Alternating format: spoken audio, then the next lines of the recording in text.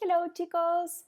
Bien, como les había contado en la clase que tuvimos por Skype, vamos a empezar a ver este tiempo de verbo nuevo que es past simple,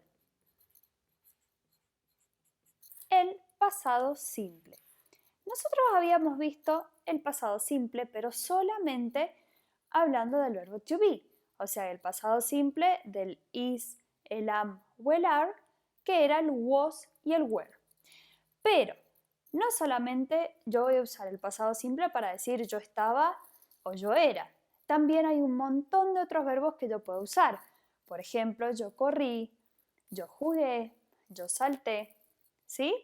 Todas estas formas de verbo son las que vamos a ver ahora en pasado simple o past simple. ¿En dónde? Si nosotros recordamos, en el presente simple nosotros tenemos un verbo auxiliar que era este verbo que a mí me ayudaba, el que todos se acuerdan, que era el do o el das. Esto era en el presente, present simple. Ahora, en el pasado, a mí esto se me va a transformar en el past simple y en vez de usar el do o el das, yo voy a usar el did. El did es la forma pasada tanto del do como del das. Se usa para los dos el mismo. Ya no voy a tener que separar según el pronombre. Entonces, por ejemplo, si yo quiero hacer un ejemplo de una oración afirmativa, negativa e interrogativa, vamos a ir viendo cómo nos quedaría. Entonces, yo quiero decir I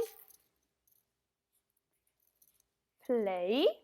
Si yo dejo ahí, estoy diciendo yo juego. Pero yo quiero decir yo jugué. Para esto, transformo el verbo jugar en jugué, agregándole la terminación ed. I played tennis. Yo jugué tenis. Ahora, si yo quiero negar esta oración, quiero decir yo no jugué tenis. Igual que en el presente simple, donde yo para negar usaba el do o el does y lo hacía don't o doesn't, con el did va a pasar exactamente lo mismo. Si yo quiero hacer una oración en negativo, esta terminación ed va al principio, en donde yo pondría I. Acuérdense, en vez de don't, did, que es el pasado. I didn't play tennis. ¿Qué pasó y qué no puso la teacher? No puso la ed al final del verbo. ¿Por qué? Porque ya aparece el did. ¿Sí? Exactamente igual que trabaja la S en el presente simple, trabaja la ed en el pasado simple, en donde solamente aparecen las oraciones afirmativas. Cuando aparece la palabrita did, no aparece la terminación en el verbo. Entonces, ¿cómo me quedaría la interrogativa? Como siempre el did pasando adelante. Did I play tenis? Jugué al tenis. Y acá tengo mis dos opciones. Yes, I did. O no, I didn't. Sí, yo lo hice, yo jugué, o no, yo no jugué. Por ahora vamos a trabajar con esta forma cortita, pero va a durar muy poquito porque no es difícil y yo estoy súper segura que ustedes lo van a entender más que rápido. Solo es un poquito de práctica y nada más. Pero bueno, el pasado simple se divide en dos partes, en dos tipos de verbos. Los verbos regulares y los verbos irregulares. Ahora es la parte que les voy a explicar. Nosotros al principio vamos a estar trabajando solamente con los verbos regulares. Ahí está. Bien. ¿En dónde? Vamos de nuevo, para que no se olviden, estamos viendo el pasado simple, past simple. Y yo les contaba que tenemos dos tipos diferentes de verbos. Tenemos los regular verbs, que son los verbos regulares, y los irregular verbs, que son los verbos irregulares. Como primera parte vamos a empezar trabajando con los regular verbs, los verbos regulares, que son todos los verbos en los cuales para pasarlos a pasado yo les agrego la ed, como el ejemplo de recién, play en presente y played en pasado. O si no, otro ejemplo es paint,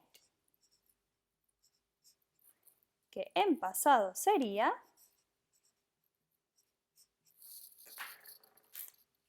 paint. ¿Sí? Ahora, un ejemplo cuando a mí el verbo me termina en la letra E. Use, que era usar. Si yo quiero decir yo usé, acuérdense de que tengo que agregar la ed. Pero para transformar este verbo, como yo ya tengo la E, solamente le voy a agregar la D. Entonces, en vez de usar, usé. ¿Sí? Use, used. Esto es la reglita general para los verbos regulares.